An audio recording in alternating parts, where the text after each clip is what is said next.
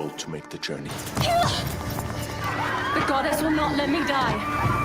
Find help. I think I'm ready for some more spells. Magic is not an art of faith, but of understanding. Nothing is safe here anymore. There's too many eyes, too much lust for power. I've stayed too long. Take me with you. There's an inn. It's just outside of town. You'll find the experience that you lack there, and someone will be in need of a conjurer. Orcs raided my temple 2 nights past, and my people were slain or taken by foul beasts. I seek heroes to win their freedom. There's the door. I suggest you use it. Wait! You need help. I require seasoned adventurers. Heroes, even. Not young girls. I have a team. I need a swordsman.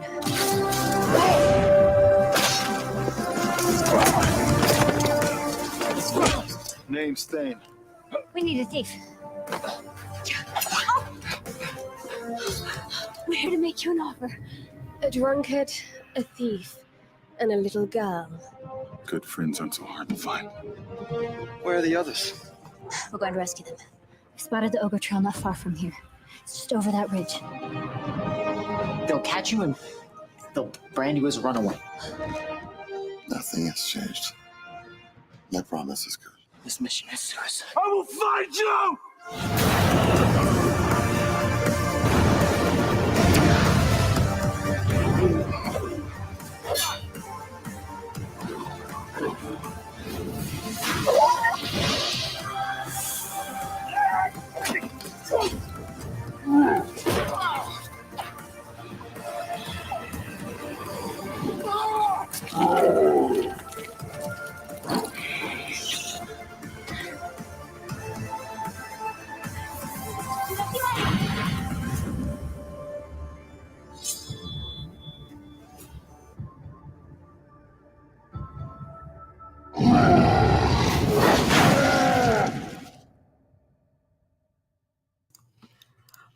Hello, everybody. So, yes, tonight we are going to start our 5-week coverage. That's right. The next 5 nostalgic Nirvanas are going to be on Mythica.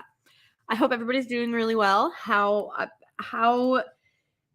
everybody's weeks are going so far. There we go. I really hope that everybody's week has been going good so far, and that you're all doing just absolutely freaking fantastic. I know that it's been a long week for me, and I am so looking forward to this. Like, you have no idea. I have been prepping for Mythica for a few weeks now, and I'm so freaking excited. If you have even just a little bit of interest in fantasy period, but D&D especially, I think you probably got that from the trailer. It's just so good. It's just so dang good. It offers something that big budget films haven't done, with the exception of very few, in a long time. And that is offer storytelling and escapism. And we'll get to it eventually in a later on down the line. But this film is everything that you expect it to be and more. It exceeds expectations. It delivers on storytelling, on escapism, on tropes. You're not subverted. You're not made to feel cheated or idiotic or told that you suck. It's just fantastic all the way through. Just really, truly nothing that I can't recommend about this. So this first film in the series is called A Quest for Heroes. And we desperately could use some real heroes. Absolutely. So this is what, here, I'll try and we'll make this bigger. There we go.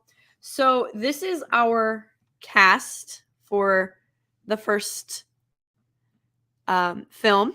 Our MC, our main character, is Marek, played by Melanie Stone, who is just like, she's so pretty and talented, and it makes it feel very natural.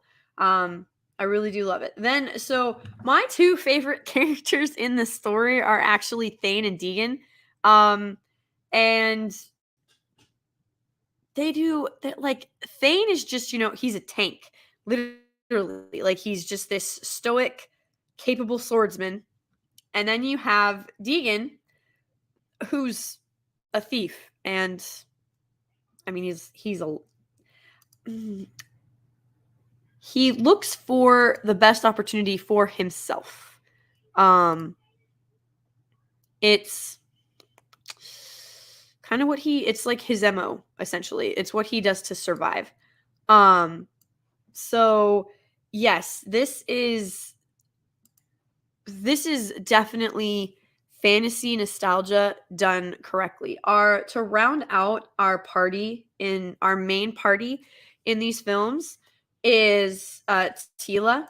She is going to be the priestess, and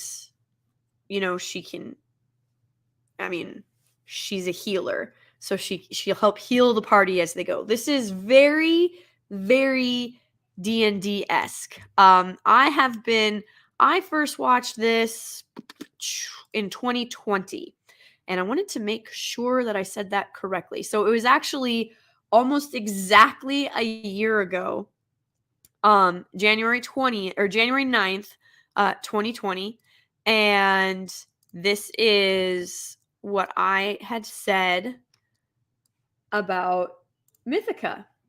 If you like fantasy adventure, the Mythica adaptations on Amazon may be right up your alley.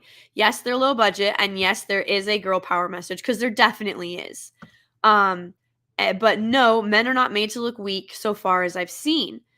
The character development is slow paced, and I'm hoping for more dimensions soon. And the reason it's slow paced is because it's building over these 5 films. You actually get to learn about and know these characters. I'm going to retweet myself because I'm a nerd.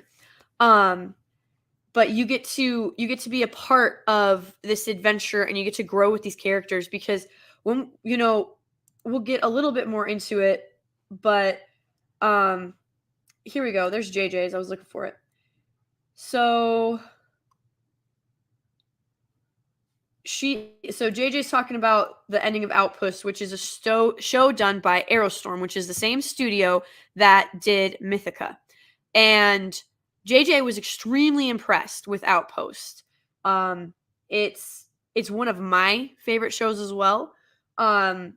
Arrowstorm seems to be the studio that is very fan focused. So Arrowstorm Entertainment, I doubt you're ever going to watch this. But if you do, you're doing a great job. Keep doing what you're doing, because I want to keep giving you money. Here we go. So this is the other one. JJ and I have, as you can see, have talked a bit about this. Just watched Mythica series on Amazon today. It's a D&D type saga. The lead girl is, well, we won't ruin that. No, spoilers. And I honestly loved it. She's a really great character. Disney, BBC, etc. just suck at writing women. They're boring. Marek, on the other hand, is great. It's a real hero's journey, and it is. So that is something that Marek has not been cursed with. She is not a Mary Sue.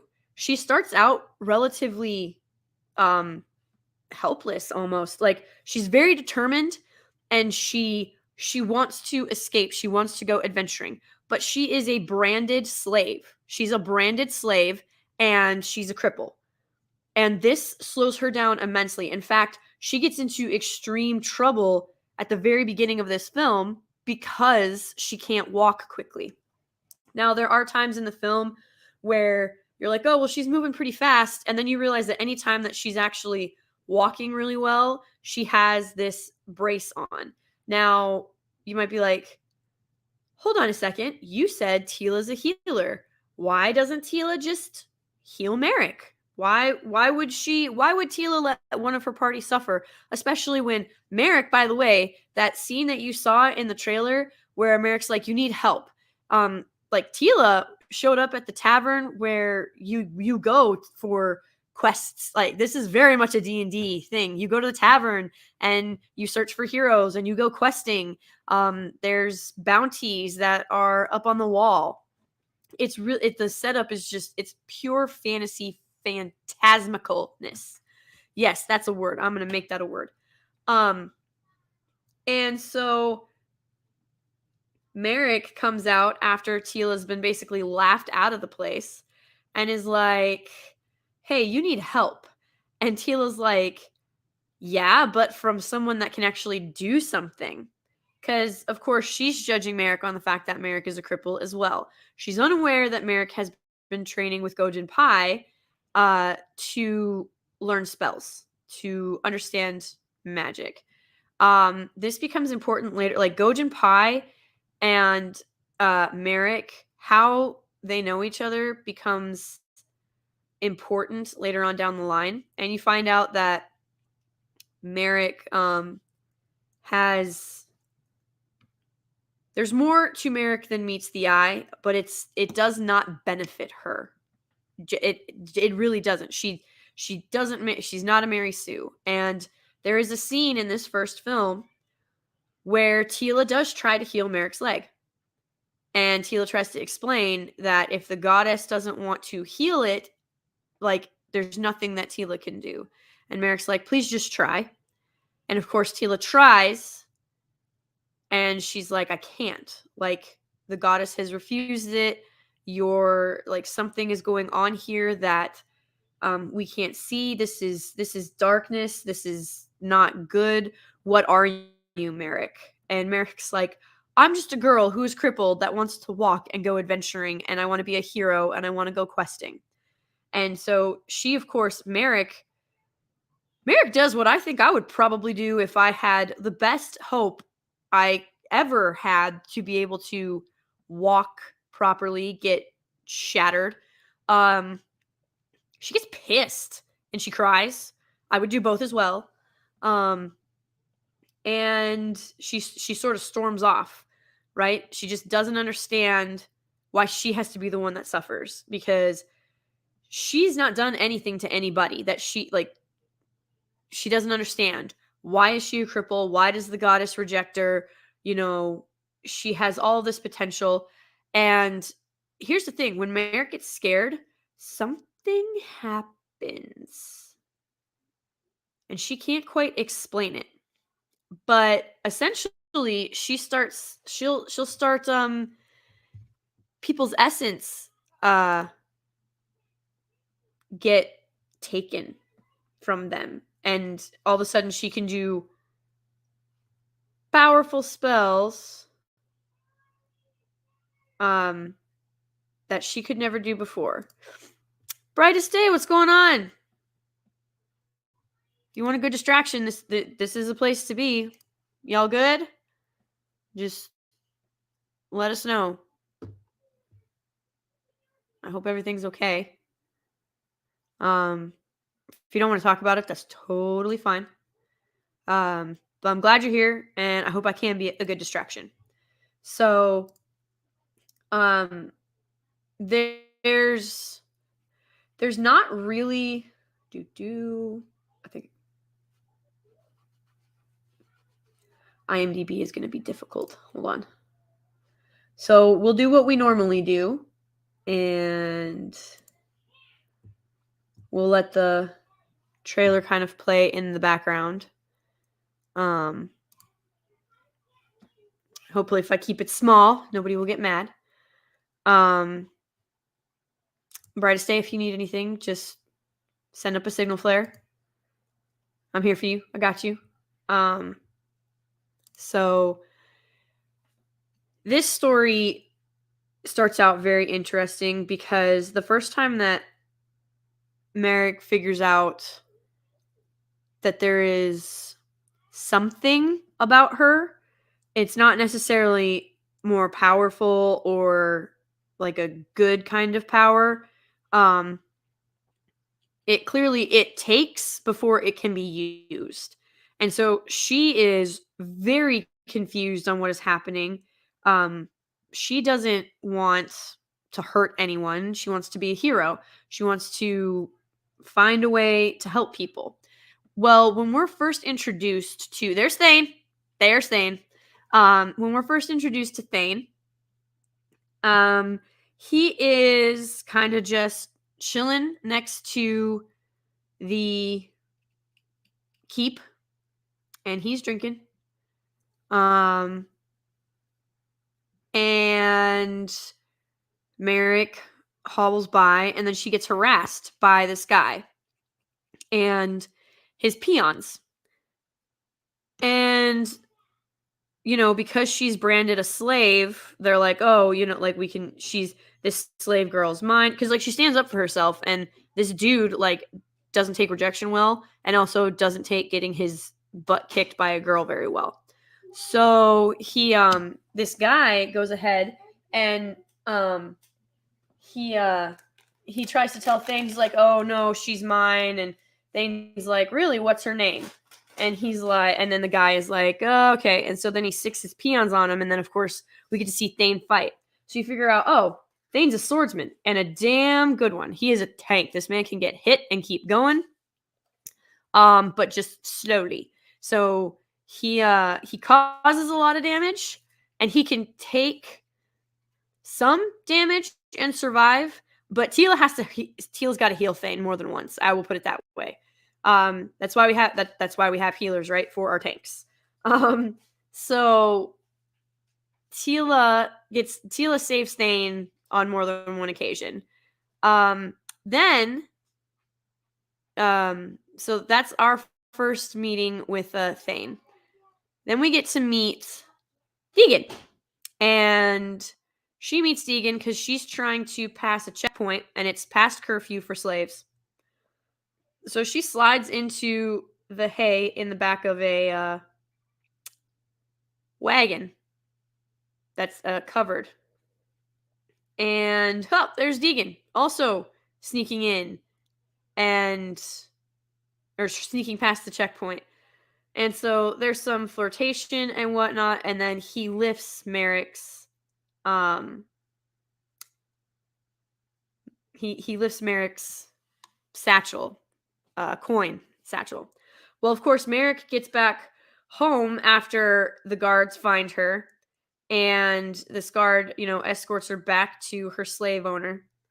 And when this guard dumps Marek in front of her owner, the owner's like, where's my coin? And she's like, it was stolen. And so he starts to beat Marek, and Marek has had enough and accidentally starts to suck her owner dry, essentially. And it becomes like really eye-opening because you're like, oh, what is this? Like, how is she, like, she's taking his life force and then she's blasting it back at him. What's going on here? He's no glass jaw. That is correct, Soul Assassin. To Thane is not a glass jaw. Like, he doesn't go down with one hit, but also there's only so much damage he can take. Teala is the reason that Thane is allowed to continue to breathe, essentially. The goddess apparently really likes Thane, probably because Thane is in love with Teala. Spoilers. I'd probably be in love with the person who saved me multiple times as well. So it's just their whole dynamic is really funny because so Thane looks at Marek as a little sister or a daughter. And then you've got Deegan, who is this womanizing, he's a rogue, he's a thief. And he plays it up. In fact, there is a part where he like wakes up and he's just like in between two women, and you're like, oh yeah, that's Deegan. Marek's a little less than thrilled about that, but she doesn't really let it show. And the whole idea that Marek is sort of operating on is that Deegan is just flat out trouble, and she shouldn't let him, use his roguish ways to sort of charm her. Especially because he ditches them more than once. He does come back, but she goes back for him. So that's kind of really more where that sense of not even honor, but obligation sort of comes from. So, like, she wants to be a hero, so she's going to save everybody even if they're not worthy. Deegan is going to save someone if it saves his own neck or if he owes them a debt, essentially. And it's just a great time. Arendelle, hello!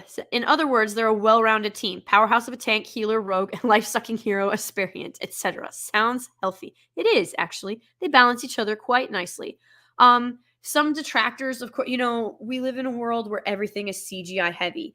And this is not the case for Mythica. There is, at least not in the first one. A lot of this is practical effects. The settings are actual locations because they had to spend the money on, like you saw, the ogre and the snake and the dread. So there's certain places they had to be very wise with their budget, and it shows. And so one of the things that I often see as a negative or a detraction from this, anytime I read reviews, is that the CGI was crap. Well, considering that's your if that's going to be your complaint, I'm just saying there's fantastic films that didn't have great CGI. And in my honest opinion, practical effects will always be superior to special effects. I mean, if you look at Jurassic Park, that T-Rex still holds up. And that T-Rex still holds up because it is a practical effect. It's not a CGI dino. It is a literal, they built that thing. So it's hard for me to hate on it simply because they didn't have this huge budget for CGI. And the CGI does improve as the films go on. And there's actually, I can't wait till we get to the upcoming films. There's a really cool story behind some of it. But this particular film was actually partly crowdfunded. They had a Kickstart campaign, and they were able to raise just over $94,000 on Kickstarter. So it's always awesome for me to hear stuff like that, because this is clearly something that that the fans wanted to have made, and they wanted their story. They wanted their story to be told. They wanted to go on this adventure. And so I think the total budget for this film, for just this film, I've never actually seen a specific number. I've had to sort of mill around and collect things, like different tidbits, and this is the tax credit they received. This is the Kickstarter campaign, so the Kickstarter campaign is what gets pushed a lot. And I think their Kickstarter goal was 75,000. So they surpassed it. And when you think about fantasy films, a lot of people think they're expensive to make, and they are expensive to make, especially you have to be very wise with your budget, your casting, your effects team, editing, writers, all of it. I want to say that the budget for this film was just over $500,000. So yes, that is Kevin Sorbo. Oh, I'm trying to say your guys' names at the same time. Yes, that is Kevin Sorbo as Gojun Pye. He is amazing in these films. Absolutely. No, CGI isn't cheap, but good writing is priceless. It absolutely is. The story is good, especially if you are into adventuring. If you are into adventure and magic and just a good fantasy escapism with I am going to tell you this right now. There is no agenda here. This is strictly storytelling. Nothing is contrived. There's no Mary Sue-ness.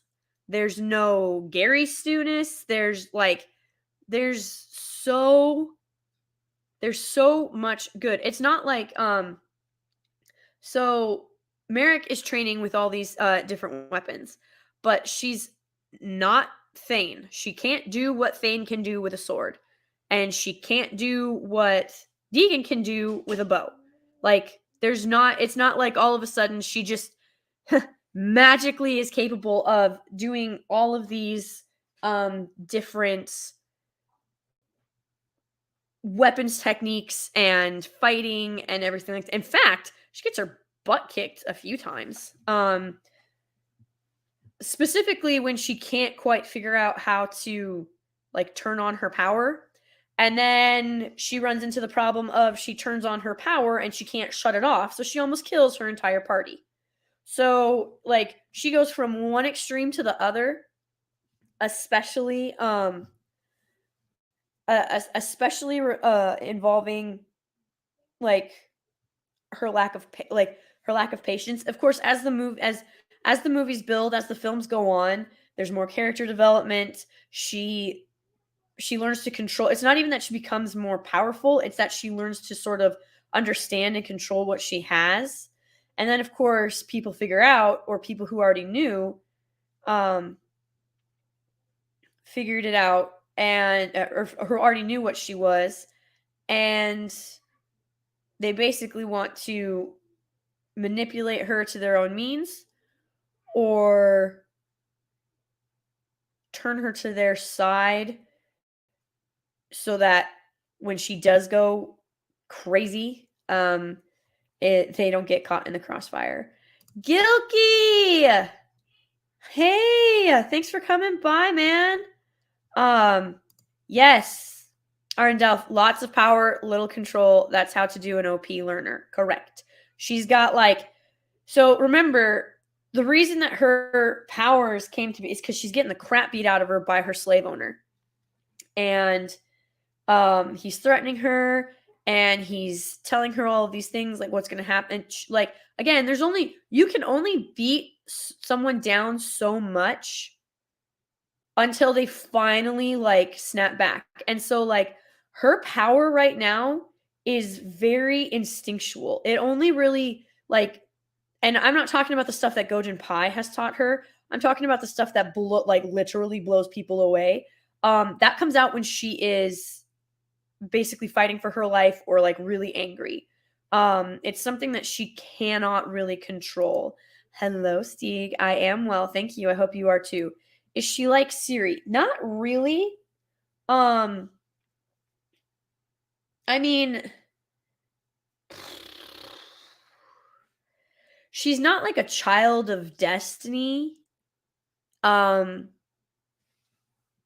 She's just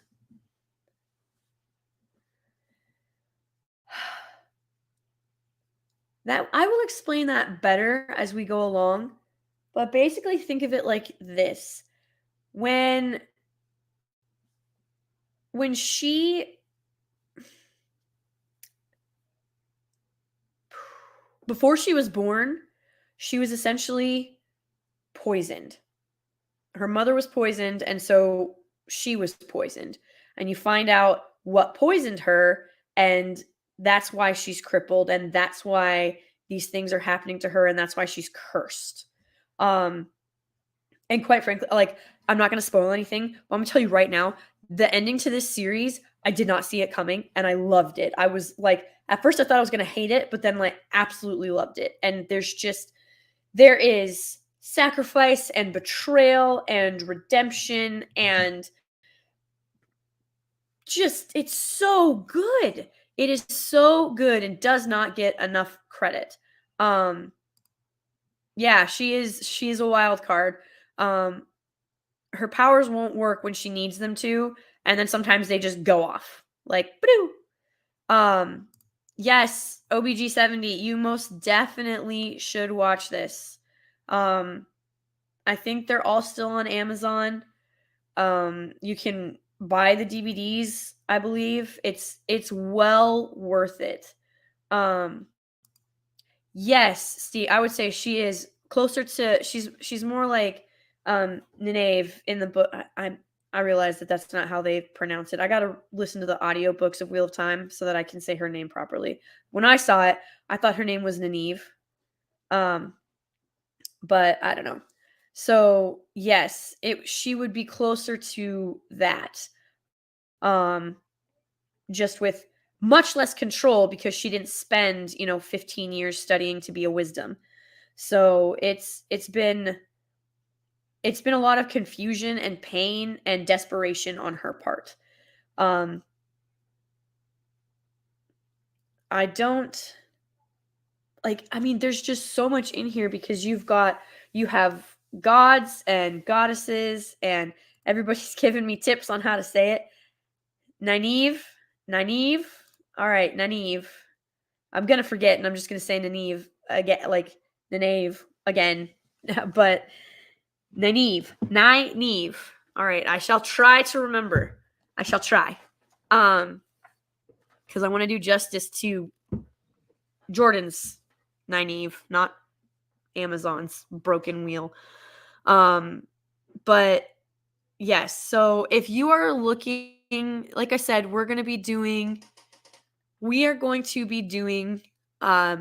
each film in this series. So this is week 1. We're going to go over the next 4 films, one each week.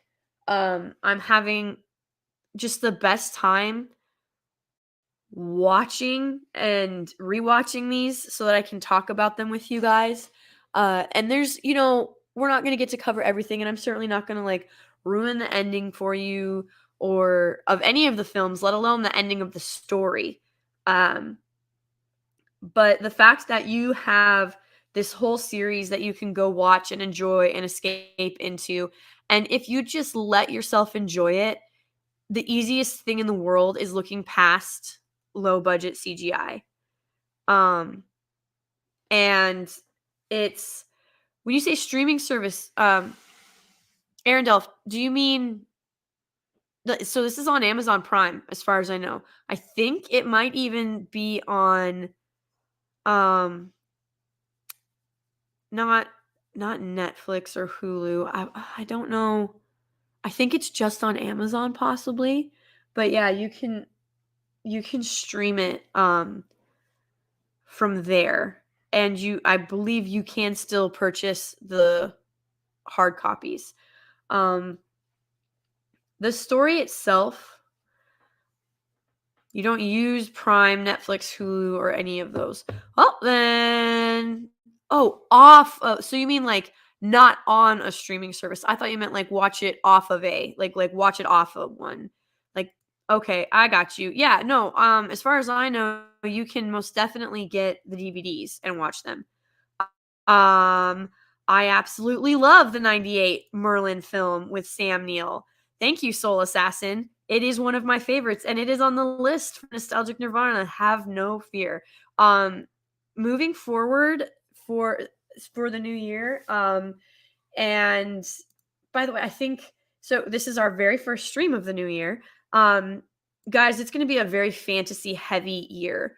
I know that we've delved into comedy and Christmas and action and all kinds of stuff, but it is going to be just a year of fantasy escapism pretty much until July.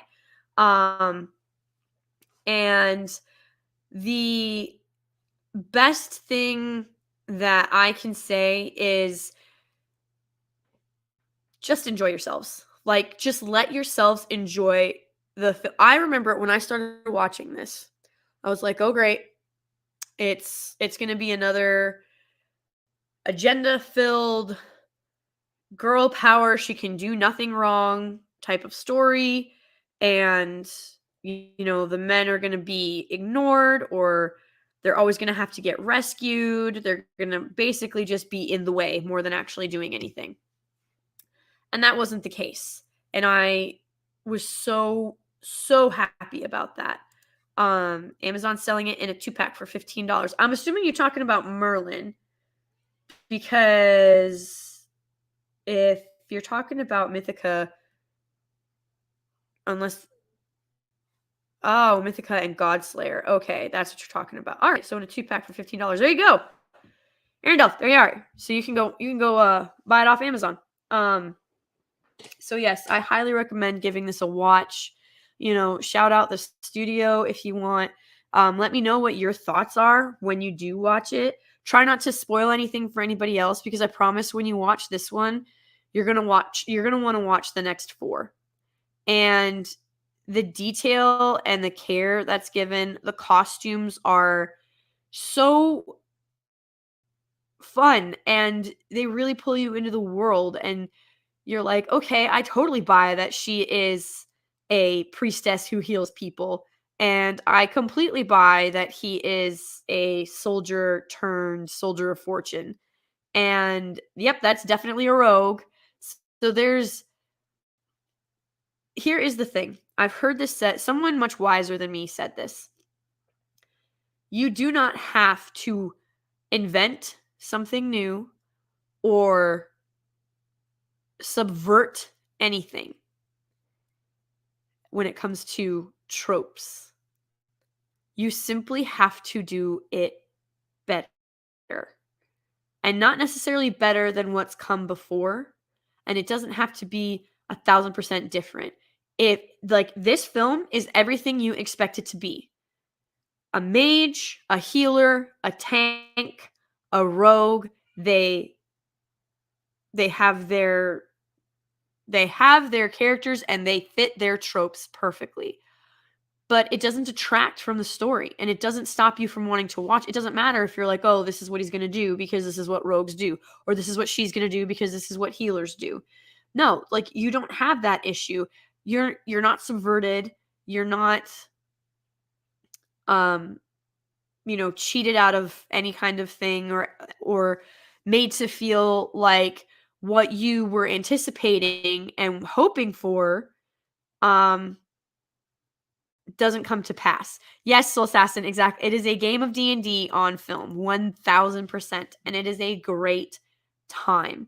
You don't have to reinvent the wheel to have a successful film or story, or even a good film or story. If you just tell the story well, people will come and watch it. People will come and listen to it. People will read it. It doesn't matter if you follow every single trope in the book. If you write them well, people will love it. People will eat it up. That's why they exist. Cliches are cliches for a reason, and tropes are tropes for a reason. Steve, if you find that on Blu-ray, please let me know, because I would love to own this on Blu-ray. 1,000%. So this is also a really great way to introduce somebody to something like D&D, or oh gosh, really, this is just basic fantasy done well, and it's fun. So it's a great way to introduce anybody to sort of typical fantasy adventure. A lot of people are like, oh, you should have them watch Lord of the Rings. And absolutely, you should have them read and watch and listen to Lord of the Rings. All of the above, yes. But don't be afraid to, that is the apex of fantasy and film. But not everything is going to be up to that caliber, because 1, not everything had the budget, and 2, not everything had the notoriety. Again, guys need to remember, the only thing that outsells Tolkien is literally the Bible. That's the only thing that outsouls Tolkien in the world, is the Bible. So there is absolutely no shame in a fantasy story you love not being as well known, or not knowing if there's if there's really a fandom established for whatever IP you're watching. And so, like, when I found Mythica and I started talking about it last year on, oh God, 2020 was 2 years ago. I said a year, didn't I? So 2 years ago now. So, like, when I started talking about it back in 2020, that's when, like, people were like, "Hey, I've watched it too.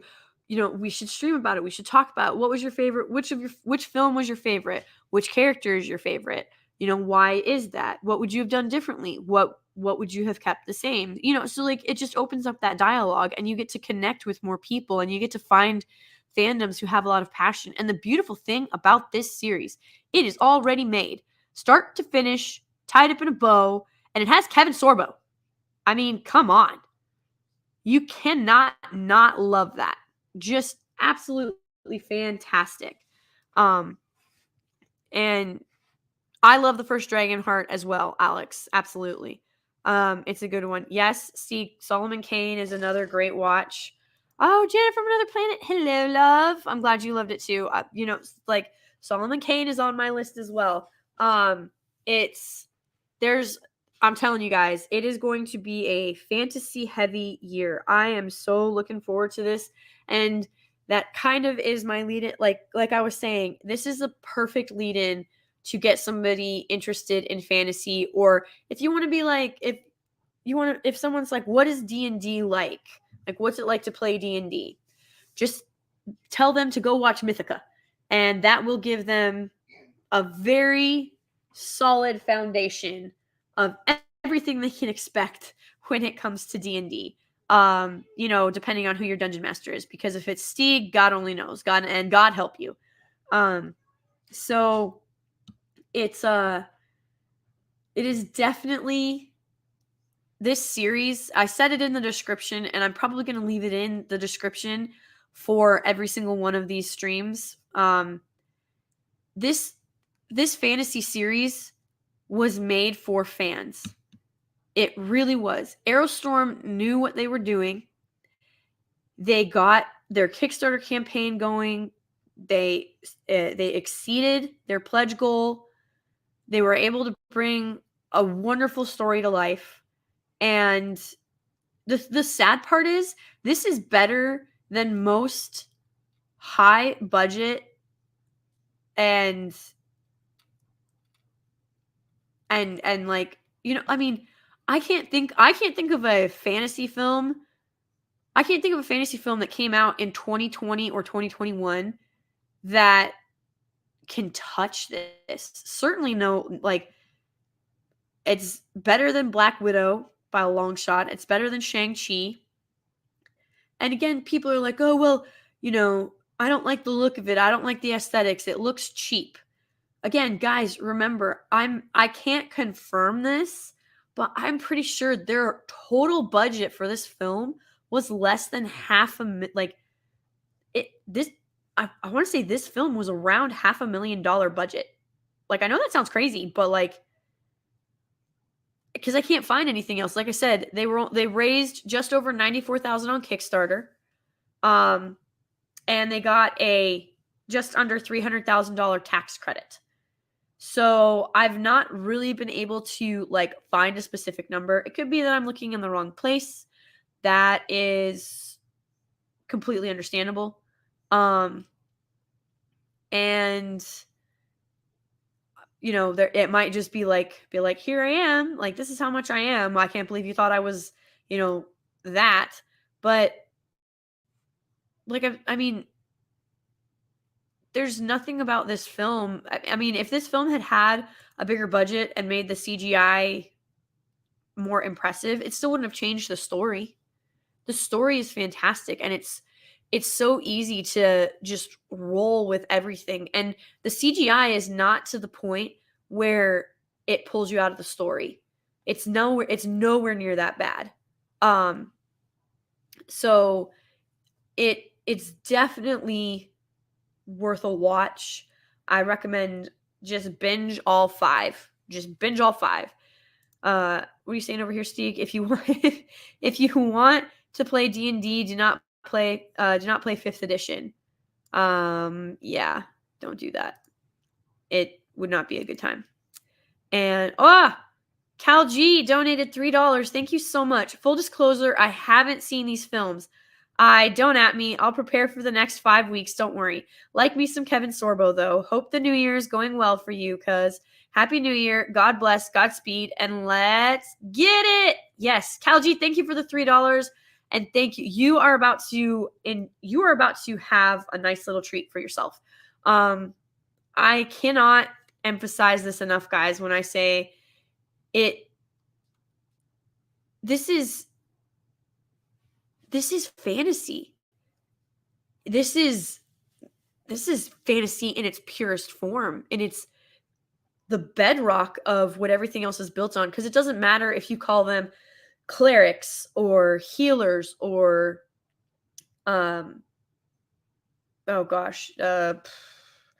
see, now my brain went blank. Steeg, what's other stuff that we call them? Mages sometimes will be your healer. It just kind of depends on the universe that you're in, the game that you're playing, or the film, the series that you're watching. It just really depends. Or you could call them a warrior or a swordmaster or a tank or a paladin. Priests. Yes, priests. Supports. So Marek, so really the thing is that all of them are kind of support characters to begin with. Because Marek doesn't really, like, yes, she brought them together, and yes, she is their leader, and Thane's like, hey, this is on you. Like, you're the leader. You're who brought us together. You know, he's much more, again, he looks at her as more of like a daughter or a little sister. So he's a bit gentler about it, but he's basically like, this is on you, sis. So it is absolutely fantastic to watch and see that. Yes, druids. Yeah, that would be what. So shrine maiden, absolutely, that one qualifies as well. Priestesses, whatever you want to classify your healer as. And then of course you've got your rogues or your thieves or your tricksters, whatever it may be. So the idea that you, and of course Gojun Pye is the mentor. He's very wise. He's been around a long time. He's got some power. Kevin Sorbo is, oh man, I need to go back and watch Hercules. Speaking of, that is also on it. We've got a Hercules series on the way. That's coming up this year as well. I'm giving you guys all the sneak peeks and such. No, Steeg. No sexual healing. But in MOBAs we call healers a support. I see what, okay. Makes sense. All right. Okay, so when I play stuff, Arendelle, so we call it running support. Like you could be a tank and you're running support. You could be a healer and you're running support. You could be a paladin and you're running support. It just kind of depends how you're building your team. So if you want like your mage to be your main, then you're gonna surround them with like tanks and a couple other of like mages to constantly heal, right? Or if you've got a rogue as your main, then you're going to want mages to help you with stealth and invisibility and some alchemy or whatever it may be. So yeah, depending on how you see, and that's the beauty of this, like when you play fantasy games, and Steve can, I'm sure, absolutely back me up on this, or anybody that's ever played D&D, it's completely up to you how you want to like form your team, form the story, like whatever you want to do, it is completely in your power. And the great thing about this film is that Marek is sort of she's very, very doe-eyed in the beginning. She's very excited. She's very excitable. She has all these things that she wants to do. She thinks it's going to be cool to go out and be an adventurer and, you know, help rescue the princess or the priestess and save the world. And it's let me see. I'm trying to think. She goes from being this really very encouraged and excited girl, and she collects her team and she's like, this is going to be great. And then life kicks her in the teeth, as it does for all of us, and experience kicks her in the teeth, and she realizes that it's not simply go to the place, get the thing, return with the thing, and the day is won. Like, there is actual effort that needs to be put in. Like, you need people who she understands now why Tila was like, I need experienced heroes. And she's like, yeah, I can do this because I did this one thing this one time. If Thane and Deegan were not with, she'd be dead. Doesn't matter that she's got this uncontrollable power inside of her. She would have either killed herself using it or she would have been killed. Like, that is kind of where she lands. Because she doesn't have the experience. And then, of course, after all of the crap that she has to go through on this adventure, she gains some experience. But then she has to continue training. Gojun Pye is constantly training her. That is something else that you do not see frequently of late. So it's a really well-crafted story. Tank, support, and those terms are why RPGs have gone to poo. It's all about their role in combat now, not the character. It's a travesty. I don't know. Like, I don't know that that's why the RPGs have gone to poop. I think it's because people don't try to understand why their character is the, oh god, what's it called? Class. There we go. I think that they don't try to understand why their character is the class that they are, and they don't spend time learning about the backstory and the history of the character or the class that they've taken. D&D isn't all combat, just like this film isn't all combat either. So I can kind of see where you're coming from with that, Sieg, but yeah, I don't know that particular, just the use of those terms, I don't know that that's why RPGs have gone to poop. I think it's just a lack of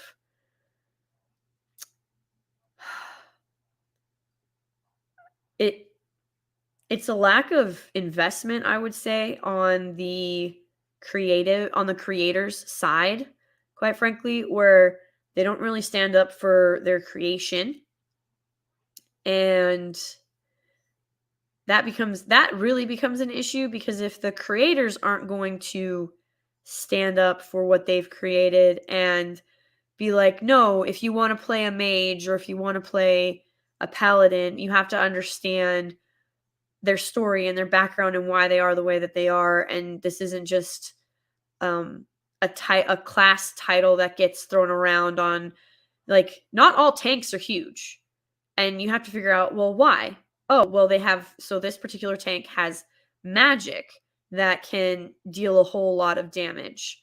Well, why aren't they considered a mage? And so you have to educate yourself, for sure, when it comes to the lore of the fantasy world that you're,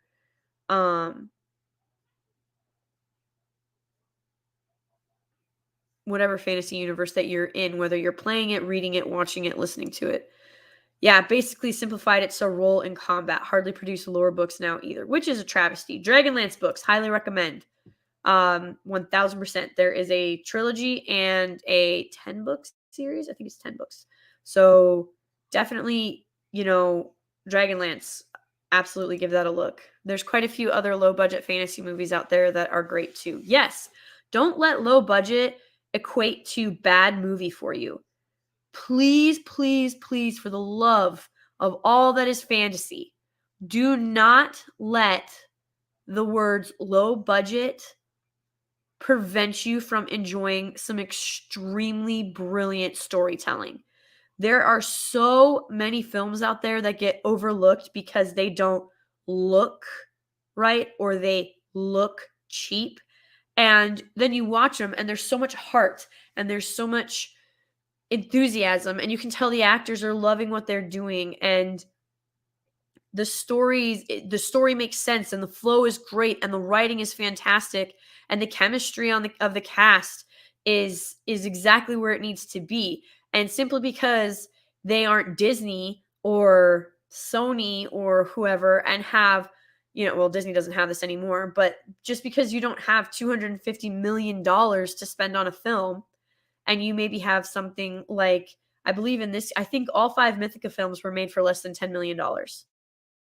Don't quote me on that. Like I said, I've not seen, I have not seen exact numbers. I'm going to keep hunting for those for you guys. But please, please, please just be like, oh, well, this movie looks cheap, so it's not good. You really need to get out of that mindset. I know that with fantasy, a lot of it is visual, but you're leaving out practical effects, you're leaving out chemistry, you're leaving out writing, storytelling, delivery, emotions, overall the plot, everything. You're overlooking all of that because it doesn't look pretty. And meanwhile, you can have films that look pretty and are straight trash. Last Jedi is a perfect example of it.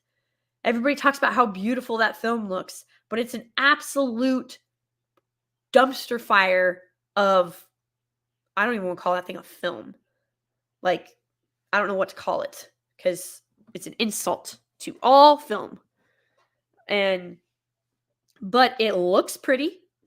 So yes, cinematography is definitely something you should think of. But the thing is, in this series, all of that comes into consideration. The settings are detailed, and like, look at Gojun Pye's office. Like, that looks like a wise old friggin' no, I won't say that. But that looks like like someone who has something of value to teach you, right? You're not just walking in and seeing a table with a single scroll and a friggin' feather pen and an inkwell. No, there's scrolls, there's books, the fire is going, there's herbs, there's spices, there's bowls. It's just the amount of detail, and the fact that you have to realize that these sets are like these sets had to be built.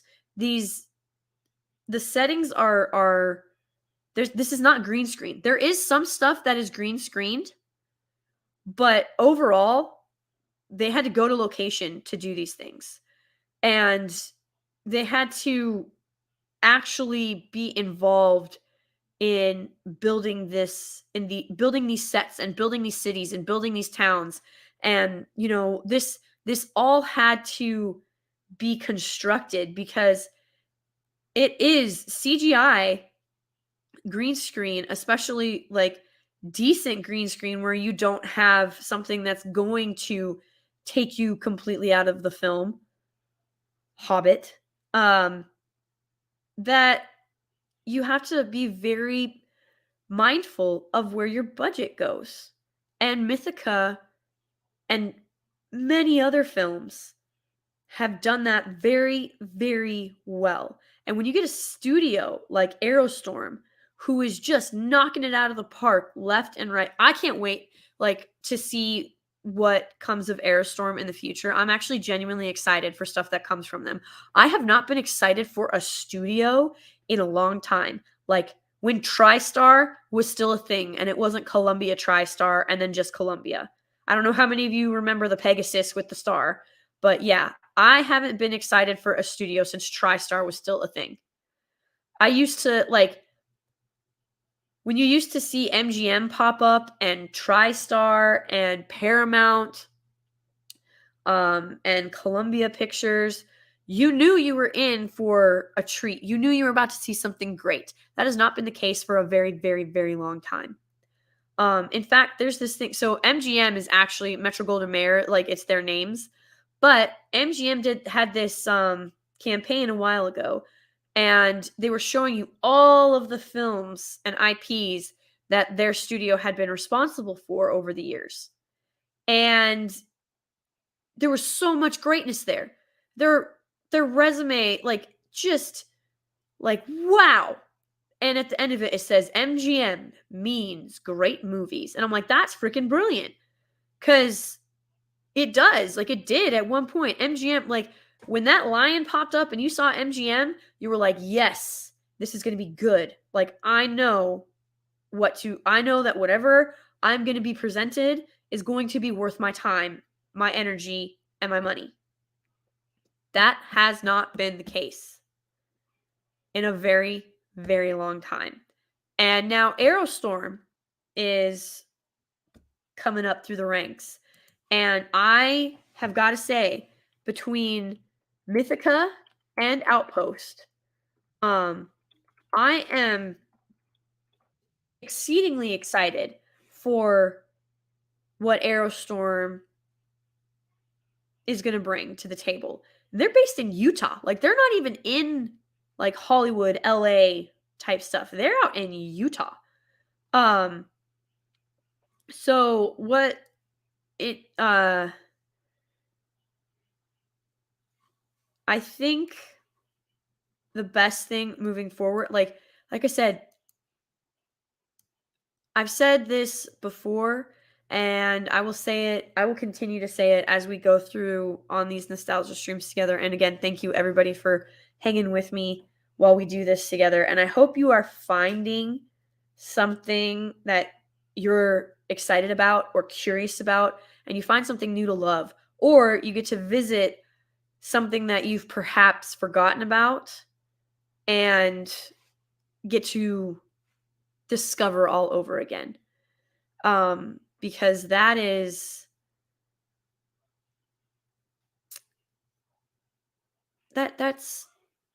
what escapism is supposed to be about.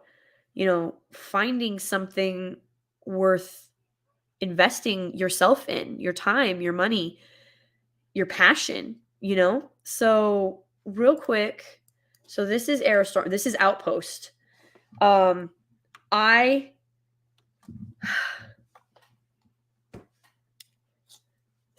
I don't know how many of you saw, AT&T is kicking around selling the CW. And should we all just like get together and buy it? Like, I'd be down. Like, at first I was like, I would not buy that for $1. And then I'm like, Outpost is on there, so maybe I actually would. This is such a good this is such a good series. And so this is Arrowstormentertainment.com. This is their stuff. But so you see here, they've got Magellan, We All Fall Down. That looks terrifying.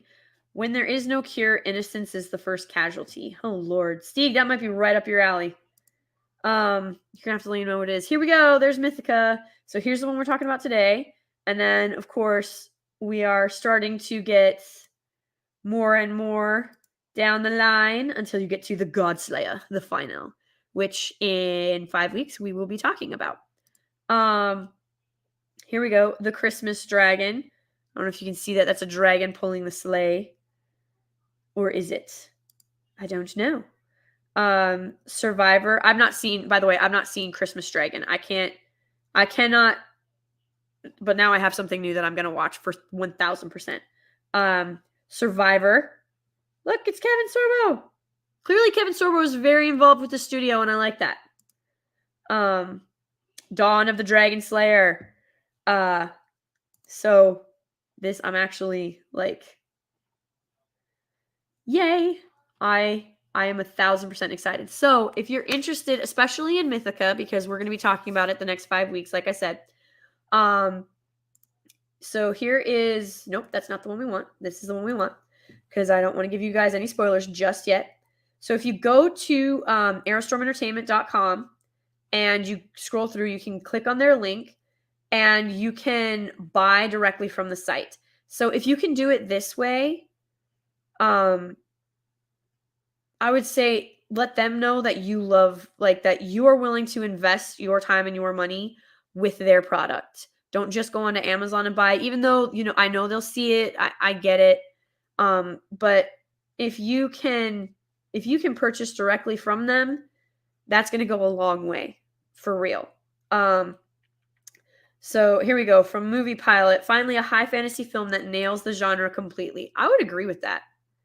I really would. This is, like I said, this is foundational fantasy, and that is something that has been missing for a very, very, very long time. It's been being hidden away by the bigger studios because they don't want you to know that there is places you can go to find great storytelling. Like, look at us. We have the big budgets and the huge stars and the special effects and all the pretty lens flares. Come watch our stuff. There is no substance, there is no story, and there is no point, but it's pretty to look at for 2 hours and we'll just take your money. Or you can go on an adventure and enjoy yourself. It's good stuff. Sorry, see? I'm feeling nostalgic now. So, yes, absolutely. I highly, highly recommend Mythica, A Quest for Heroes. And I recommend all 5 films. I really, from the bottom of my heart, I genuinely, genuinely do recommend them. Look at all of this that you have. Like, look at all this fantasy stuff you got going on. You've got the Dragon Slayer over here that I clicked on. The Shadow Cabal. I mean, guys, go to Arrowstormentertainment.com. Get there. Get what you love. And I guess, like, if more of us could support Outpost, maybe CW would suck less. Because it'd be like, oh, they like this one. Let's figure out why. So yes, there is so much here for fantasy lovers. Arrowstorm is truly a fan-focused studio. Like, you can't say that about very many of them. Here we go. Crown and the Dragon, the Paladin Circle. I am 1000% going to check this out too. Yes, Soul Assassin. It's in talks, and yes, I'm pretty sure they've been kicking around selling CW for like since they took over.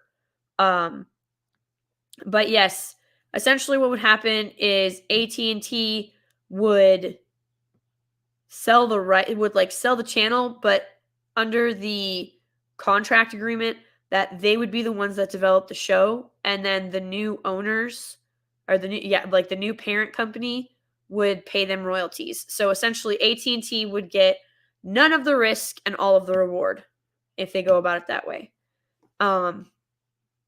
So yes, this, like I said, this studio is they're in Utah. Let's go shop. Yay! Everything's out of stock.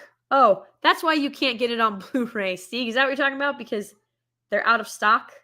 Sad day. So sad. DVD. Blu-ray. Yeah, so I'm going to keep an eye on this, and anytime that they if these things come back into stock on Blu-ray, I will like send up the signal flare and we can all bum rush the site and go buy them and put them out of stock again.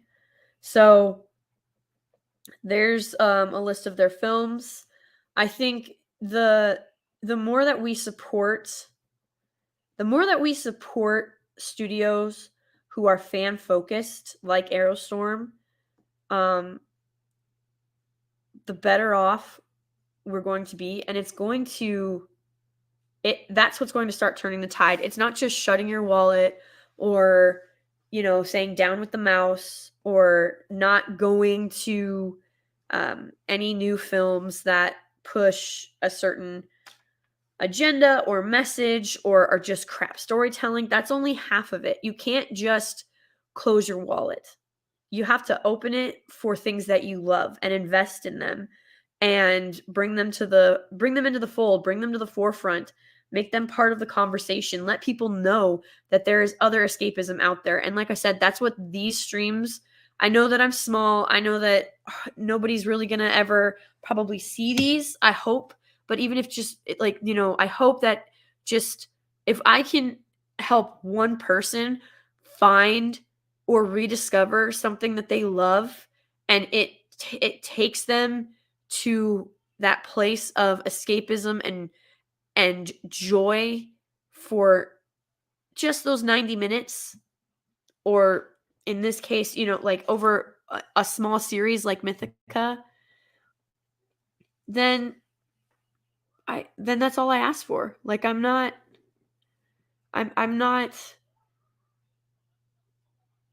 anybody that's going to be able to, change the world. I'm not anybody that's going to be able to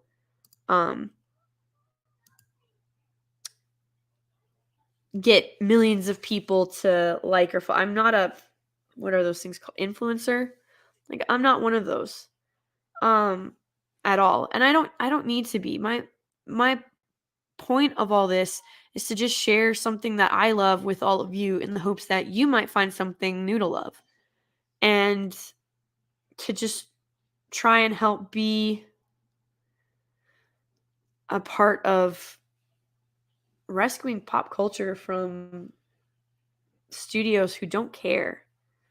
Because it's just not right. So I think that, yes, it's a good thing to close your wallet to,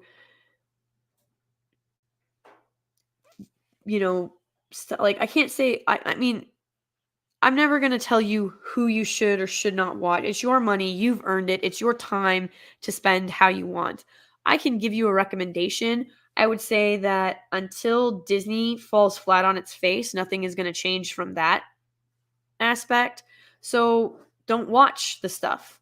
Don't go to their parks. Don't be part of that. Don't help them.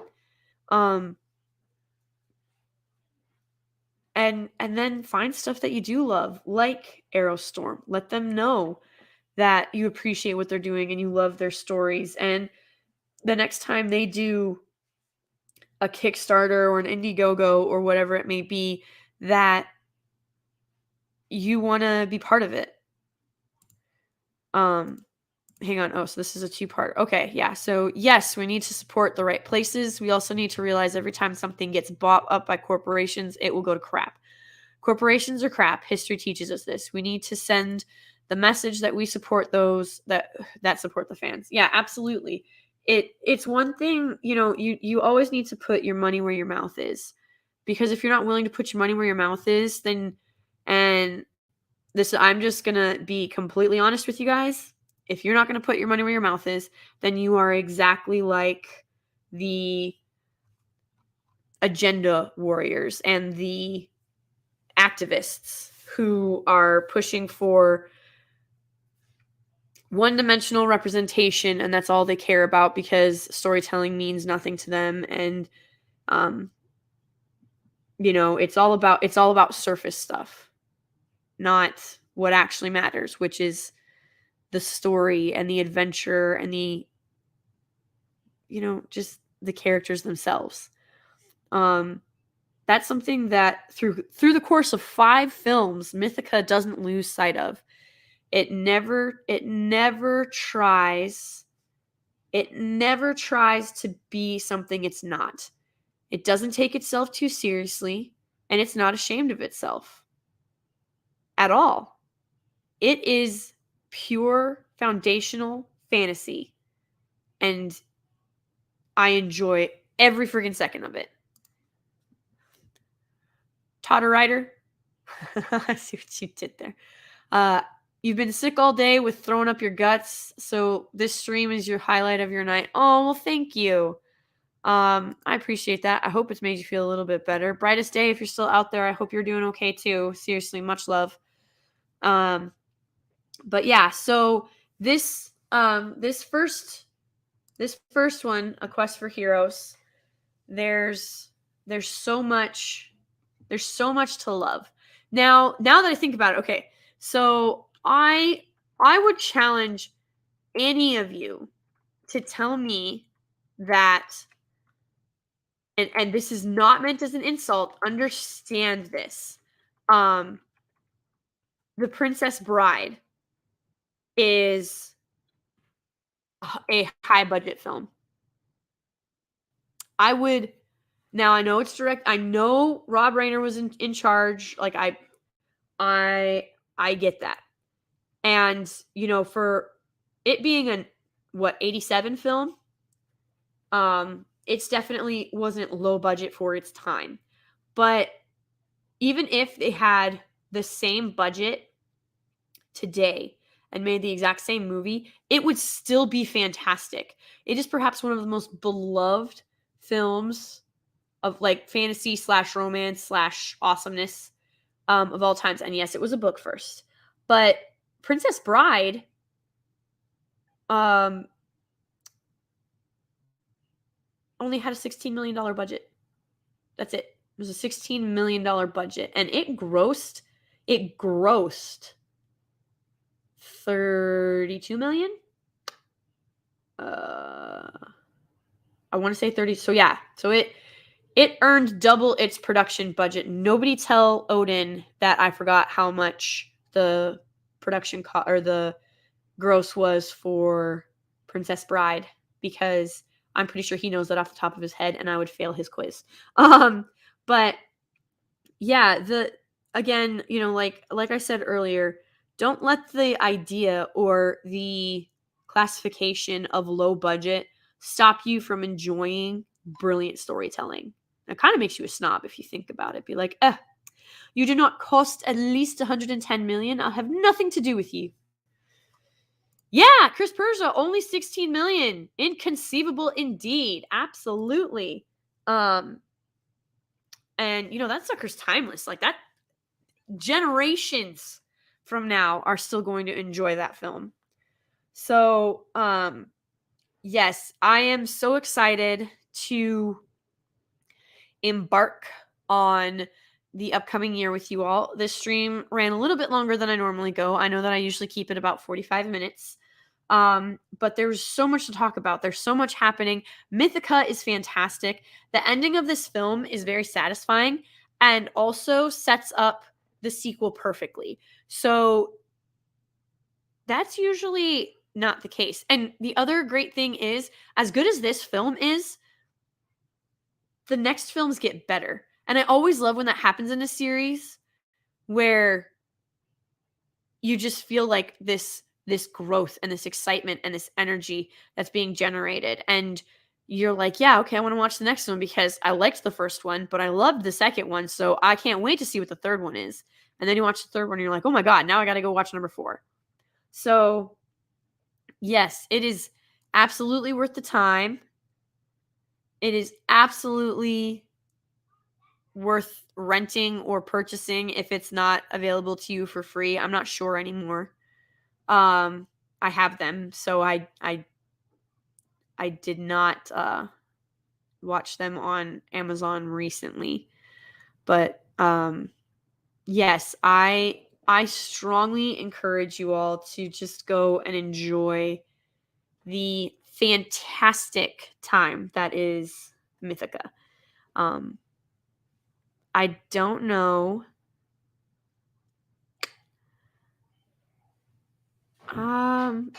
Yeah, I don't think I'm missing anything big from this particular film.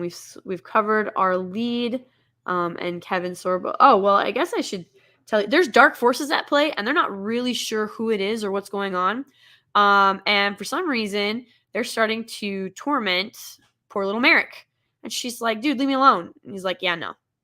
So it is a festive good time and fantasy adventure done exceedingly well.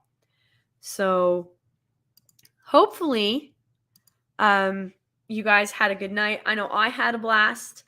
I'm definitely going to have I can't wait till we get to next week. So I hope that some of you guys actually watch these between this week and next week, at least 1 and 2, so that we can talk about so that we can kind of like talk about it and interact a little bit more, because I'm noticing that a few of you in the chat have not seen it. Please definitely go check it out. I can't wait to hear your thoughts on it, and I do hope you love it. Yes, Eric K. The budget was $16 million. I was trying to remember how much it grossed. That's what I couldn't remember, and I want to say it was like 32. But don't quote me on that, and don't tell Odin that I forgot, because I'm pretty sure that's like a basic quiz on his box office knowledge exam. Just saying. So I had a blast tonight.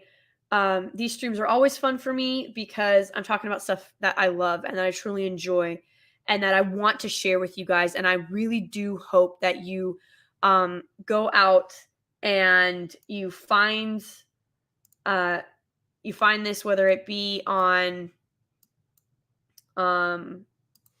streaming, or if you do find trying to think. If you find hard copies, for sure, snag those up. But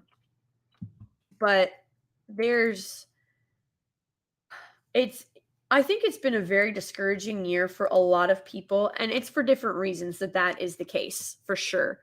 But it doesn't have to be that way, and I think, as